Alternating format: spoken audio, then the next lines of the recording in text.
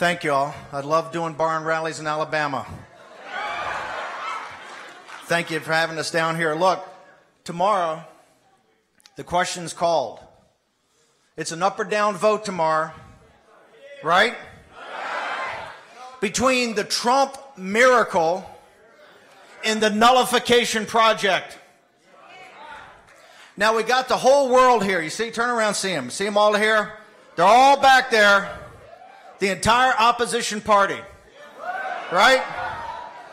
Why are they all here? Why are they here from NHK and CCTV in China, the Financial Times of London, the Guardian? Come on, wave, Guardian. Come on, fellas. Excuse me, ladies and gentlemen of the press. Thank you, sir. Give me some mobility.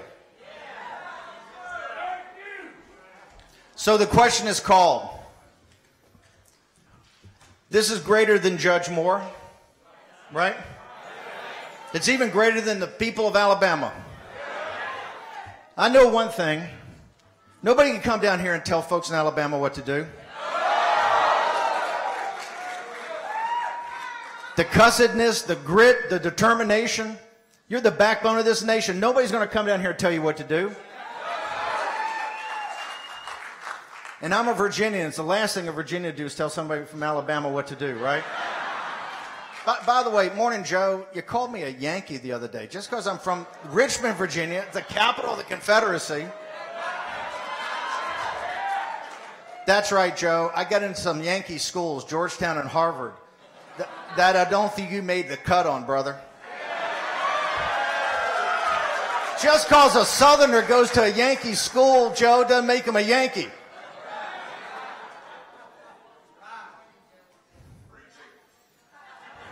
Let's talk about this Trump miracle. Let's talk about what, and I was there on November 8th and November 9th, and trust me, in the sweet hour of prayer, in the wee hours of the 9th of November of 2016, it was the hand of divine providence that delivered that victory.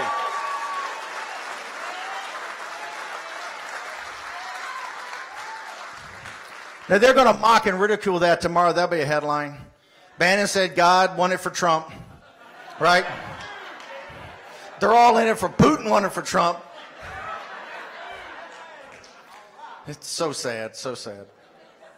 But here's what's happened. Look what's happened in the time. Look what's happened in the time since President Trump. It is a true miracle, right? 2.2 million jobs. By the way, it comes in three things. Our sovereignty, our economy, and our national security. Exactly what he promised on the campaign trail. When I got in the White House, I took all the furniture out. And just put a standing desk and a bunch of whiteboards. Number one, I didn't want to have a meeting longer than 5 minutes. And if you have a standing desk, no seats, no table, they're very short. All we did was put up the campaign promises. Look what President Trump's delivered. On our sovereignty, 46 years, the lowest illegal alien crossings across the southern border? And he stopped mass illegal immigration. The number one beneficiary of that is the Hispanic and black working class. Because they don't have to compete with illegal alien labor. These folks don't understand. Ethno-nationalism got nothing to do with it, folks.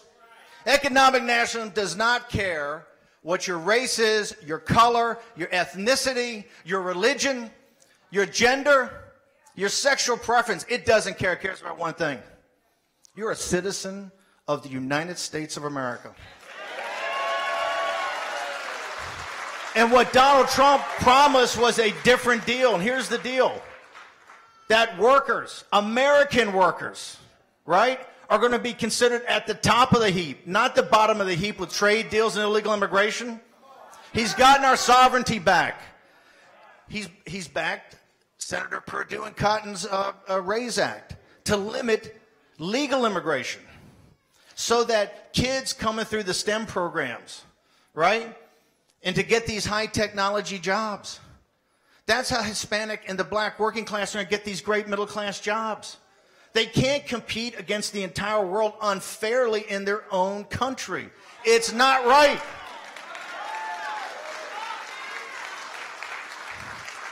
On the campaign trail, they mocked and ridiculed Trump every day on his economic plan. The Wall Street Journal, Financial Times of London laughed at it. We don't have a tax cut yet. We'll have a tax cut by next week. But look at what economic nationalism has done. 3.3% growth already. The New York Fed says the fourth quarter is going to have 3.9% growth. It's the highest projection they've ever had with this modeling. We've got the lowest unemployment in 17 years, the lowest black unemployment in 17 years. Hispanic unemployment is 4.7%. I don't think his number ever been that low.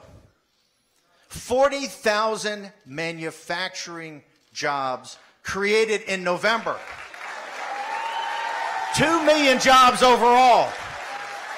American jobs for American workers.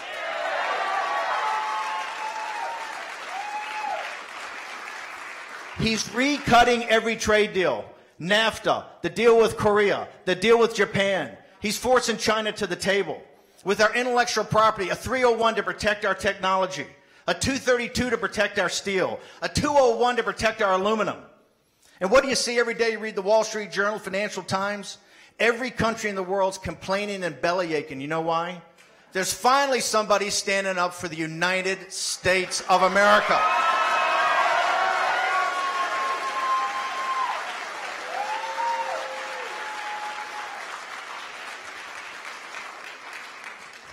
You all talk about hate speech. What about the economic hate crimes the establishment has foisted on the workers in the United States of America? And that's what Donald Trump has turned upside down. Economic nationalism has us at 3.9% growth. The tax cut's going to be an accelerant. We're going to see growth like you've never seen before. You got companies in Japan, in Germany, all over the world, all over Europe, in Korea trying to invest in the United States of America. You know why? They know tariffs are coming. They know quotas are coming. Yes, Wall Street Journal, they know protectionism's coming. And you know it's going to protect American workers' jobs.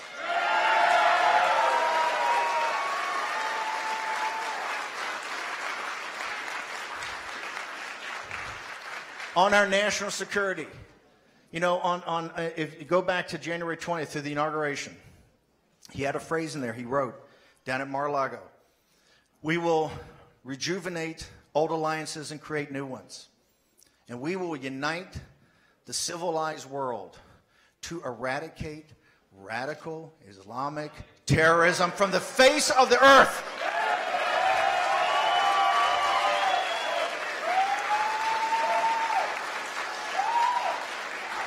When he wrote those words, I said, Mr. President-elect, Mr. Trump, I said, man, that's a pretty big check we're going to have to cash. He says, I know that. In 10 months, what did Iraq do yesterday? They said the war with ISIS was over in Iraq. You're right, brother. In 10 months, he destroyed the physical caliphate of ISIS.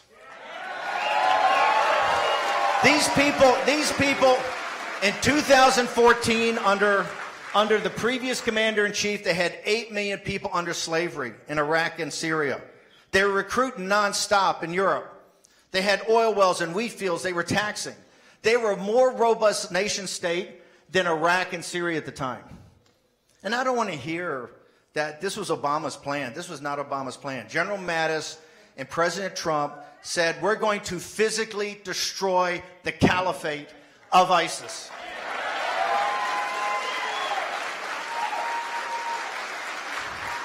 He went over to Riyadh. He went over to Riyadh and called all, with the king of Saudi Arabia, called all, I think it was 44, 45 Muslim nations together, said, we're prepared to work as partners. We're prepared to stand up to Iran. We're prepared to stop that Persian expansion right through Baghdad and Damascus all the way to the sea to Hezbollah in Beirut. We're prepared to help you stop it in Yemen. But here's what you got to do. You got to stop financing radical Islamic terrorism in Europe and the United States. And those countries, the United Arab Emirates and the Saudis, took action, right? This is a part of the world they're always double dealing you. They took action, bold action. That's Donald J. Trump's leadership. And do you ever hear that? Do you ever hear the Trump miracle? Do you ever hear him talk about that? Do you ever hear him talk about the economic miracle? Do you ever talk about this turnaround of economic nationalism before the tax cut? And that corporate tax cut, when the $3 trillion gets repatriated here, and the corporations get to be more competitive in their tax rates, more jobs, more plant. You expense plant and equipment 100% on the day you put it in. More manufacturing jobs. But you don't hear that every morning on the opposition party. This is not a fair and balanced media. They don't even make any pretense.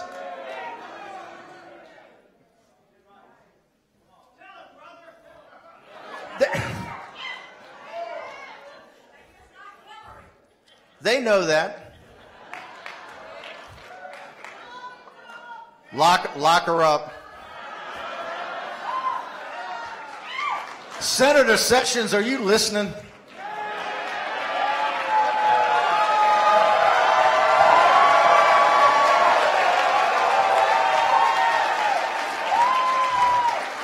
This would be Senator Sessions' seat now, wouldn't it? Come on, Senator Sessions. You've got to work with us on this one. He's brought our sovereignty back. He's turned our economy around. He's dealing with this situation. It was left in North Korea where all the geniuses in Clinton and Bush and Obama, all these guys said they'd never get the nuclear weapon, right? He's having to deal with that with China at the same time. In every part of the world, think about it. In Venezuela, he was left the Bay of Pigs in Venezuela, the Cuban Missile Crisis in North Korea, and Vietnam and Afghanistan. That was dumped on Donald Trump, or all the geniuses out there, right? They mock and ridicule him every day.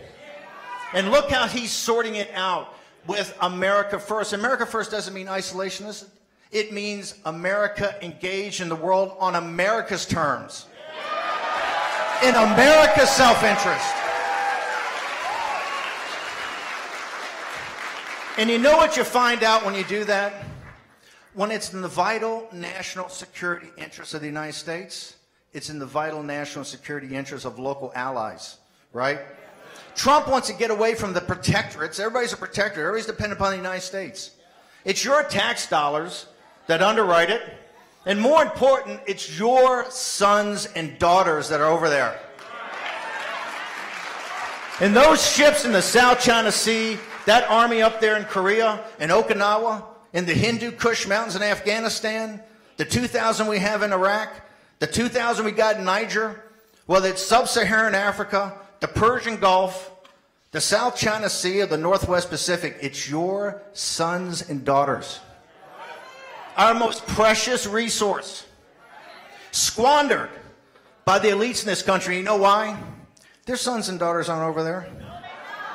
No way. No way. They want you to pay for it, and they want your kids to enforce it.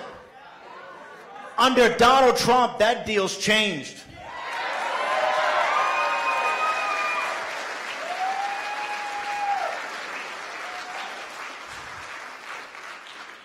And now let's talk about who really brought this on us. It was the Republican establishment, right? This should be an absolute blowout, except for what they did to Judge Moore, because they couldn't stand being beaten in the first round, right? First, they crushed a good man named Bo Brooks unfairly, because they thought that Judge Moore was going to be an easier target. Because they said, hey, only those crazy Christians down in Alabama vote for him. He'll never get more than 33%. They didn't understand something. The populist nationalists of Mo Brooks, the conservatives, all going to back Judge Moore.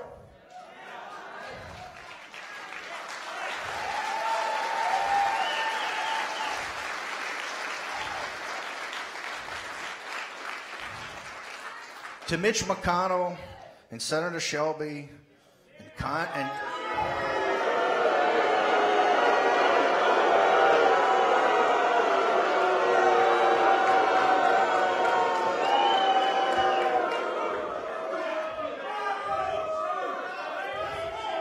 and Condi Rice and all that little Bobby Corker, all that establishment up there every day that doesn't have Trump's back. You know they don't have his back. At all. What they want him for is that corporate tax cut. That's all they want him for. As soon as they get that tax cut, you watch what happens. There's a special place in hell for Republicans who should know better. You know what they're doing. You know what they're doing, and they're trying to shut up President Trump and Judge Moore. They're trying to shut you up. Why do you think the whole world's here? Why do you think they're down here in Dothan and Midland City? Why are they here? Why are they in Alabama? You know why? This about raw power. And they understand what the working men and women of the United States of America set their mind to something, things change. And they're petrified. I was in Scotland last week in the United Kingdom. I'm going to Japan. I just got back from Asia. I'm talking to all these highfalutin groups. And all they want to know is one thing. What are these deplorables about?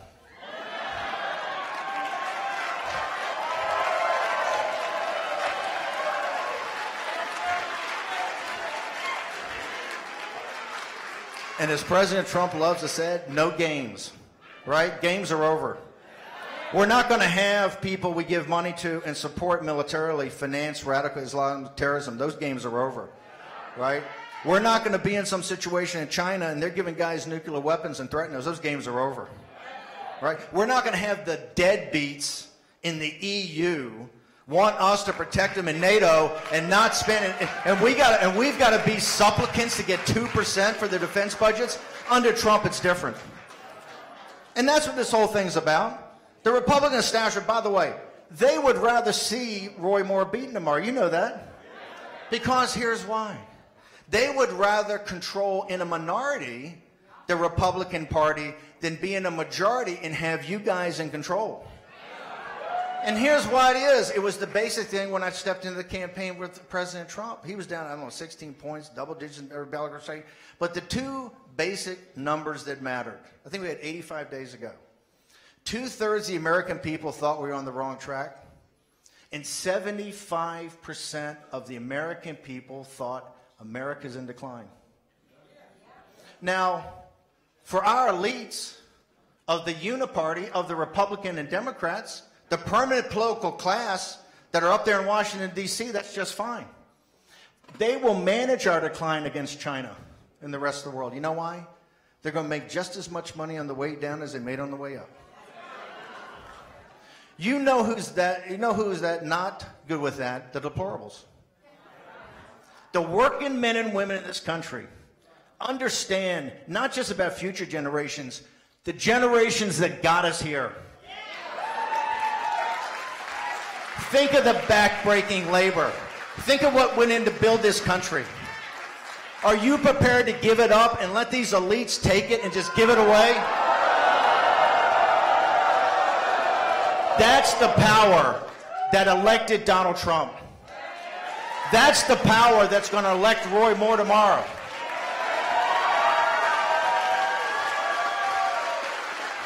That's the power they fear. And I'm telling you, properly harnessed, it's the greatest power on this earth. In this great country, it's not our natural resources, which are magnificent. A magnificent, stunning country if you've been throughout the world with great resources. It's not even our Constitution, our legal system. It's magnificent. It's really divinely inspired. It's not the capital and the wealth we built up. It's the American people. Every time in the Revolution, in the Civil War, in World War II, in the Great Depression, right? Eventually we set things right. We're in the great fourth turning here. And I tell people, there's no magic wand. Trump can't wave a magic wand over you. Judge Moore can't do that. This is not going to get settled tomorrow. Hell, 10 months into it, he's got 3 investigations on the Hill by Republicans.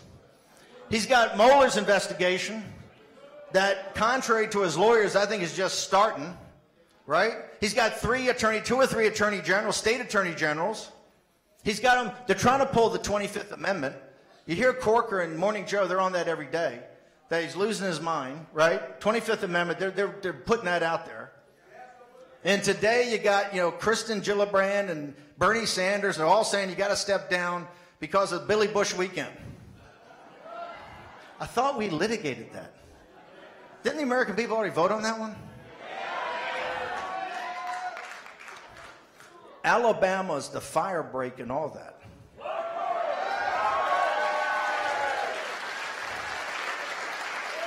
Judge Moore wins tomorrow. It's a different deal. You understand that, right?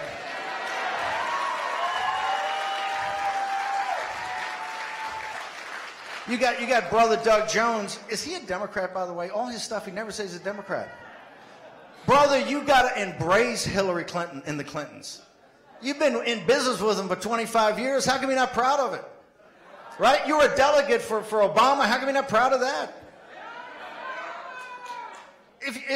By the way, if you believe in it, embrace it. Don't try to run to something different. That's all he's doing.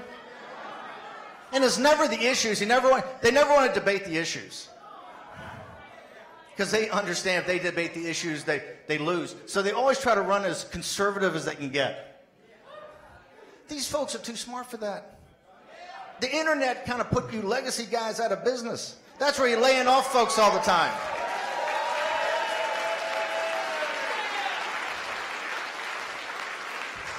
Hell, if Carlos Slim, the wealthiest guy in Mexico, didn't own a big hunk in the New York Times, they'd be out of business.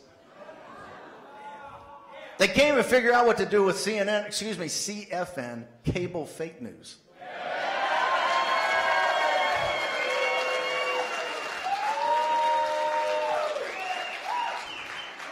I'm here as a private citizen, Anderson, I know, but it must hurt you to have a guy from Breitbart say that.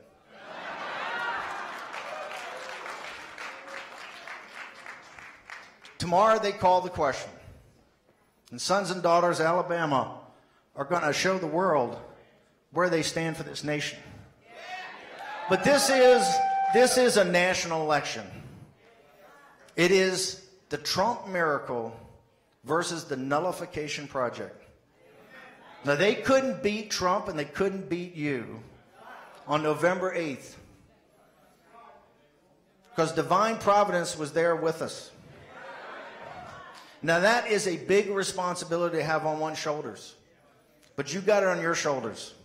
So tomorrow it's incumbent upon you to go get everybody you can. This comes down simply to who's going to work the hardest. And these folks, Doug Jones, those guys, they're hard workers. They're going to be out there. That's their constitutional right, and they should do it. We want them to work as hard as possible. It'll make victory all that much sweeter.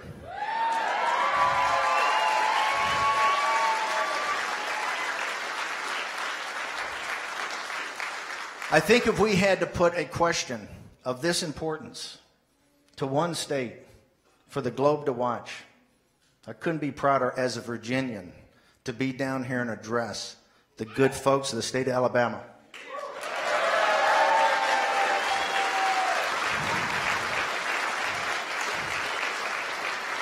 Judge Moore is a good man. Judge Moore is a righteous man. And Judge Moore, they've tried to destroy Judge Moore like I told you they would. Remember I told you this?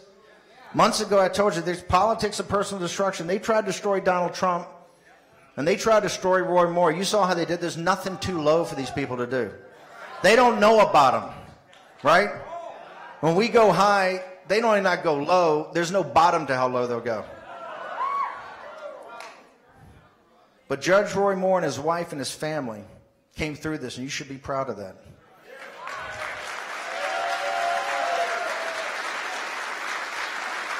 The reason you should be proud of it, you know they do this to send a signal to all these young people out here who are thinking of standing up, right? Who are thinking of throwing off the chains and say, hey, I want to help my people get total and complete freedom. I want to get away from all these deals throughout the world that have taken America's freedom and its wealth and transferred it overseas. And what they're going to do, just like with Trump and just like with Judge Moore, they're going to try to personally destroy them and their families as a lesson to all you young folks. That if you're going to stand up, you're going to get the same thing. They're coming for you. Amen, brother. That's exactly right. Donald Trump showed us In November 2016, Roy Moore showed us in this entire campaign and his family how they comported themselves. And Donald Trump, the Nullification Project, every day they're after him.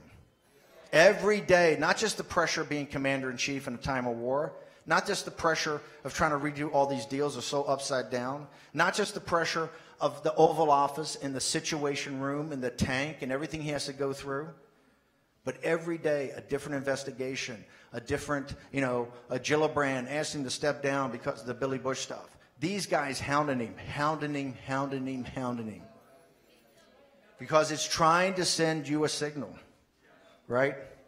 That you put up another guy, they're going to destroy him too.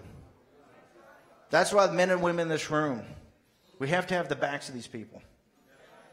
One of these establishment guys, I believe it was Mitt Romney.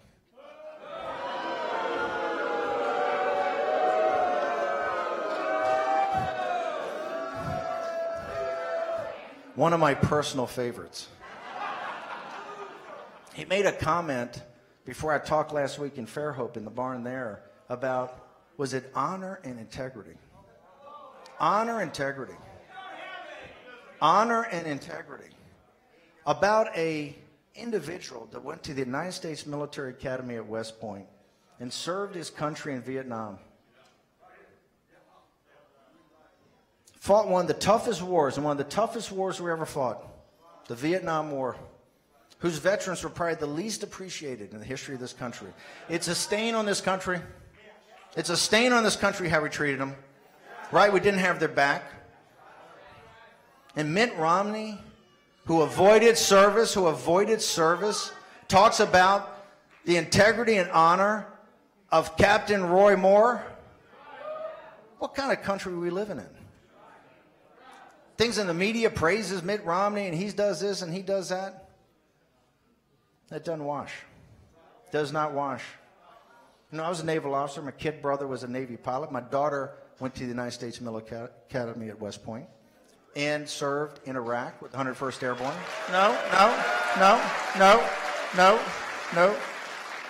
We're just an average blue-collar family. We didn't make a career of it. I was the first officer in the family. We had chief warrants and chief petty officers and sergeants, right? We're nothing special. We're just America's working class. Just like all of you. You have an obligation. You have an obligation. Your grandparents served. Your great-grandparents served, right? You served. Or people in your family serves. Your sons and daughters serve. That's what keeps this whole thing going. It's you. It's the deplorables. It's the hobbits. It's the silent majority. You don't ask for anything. You're there to do your duty. But what you don't want is some elitists that come in here and question the honor and integrity of one of your own. When you fail to serve, brother, you got to keep your mouth shut. Do not insult these people. It's not about Roy Moore. It's about these folks. They don't ask for anything. They're not bragging about it. They just do their duty to their country. Mitt, you might want to get a number 2 pencil out and write that down. Do your duty to your country.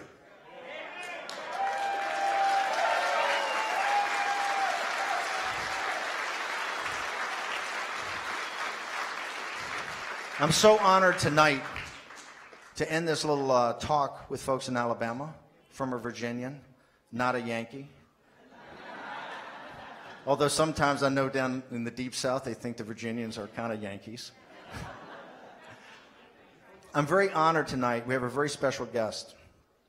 It was a gentleman who actually served in Vietnam with Captain Roy Moore.